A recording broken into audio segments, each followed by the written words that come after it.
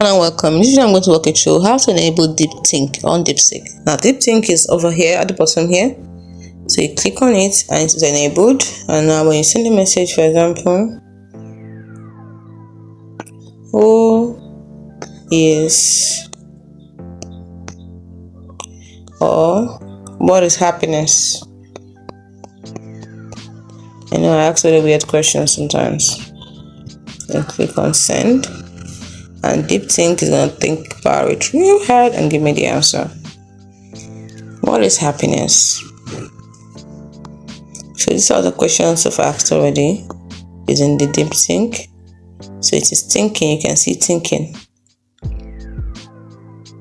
So this is it. It's writing what is thinking. Can you see it? Thinking. Okay, the user is asking what is happiness. After our previous discussion about making money and switch trading in this book, I need to figure out how to approach this. First, I should consider the context. Can you see? It's actually thinking.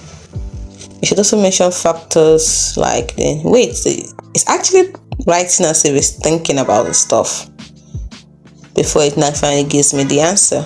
Can you see the difference between Deepthink and Deepseek? Deepthink shows you how to think, shows you how the AI is thinking and how long it took. It took 3 seconds to come up with the answer I needed. And don't forget, look at it. It put into consideration everything we talked about before: how to make money, who is God, and the book I sent about spirituality. It puts all that into context when it is giving me an answer.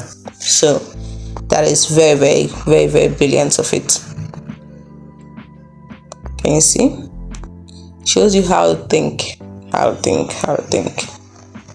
it's got the answer, everything.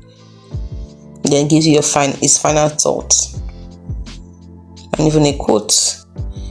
So that's how to enable Deepthink on Deepseek. Hope you found this video helpful. Don't forget to like and subscribe to this channel for more. Thanks for watching.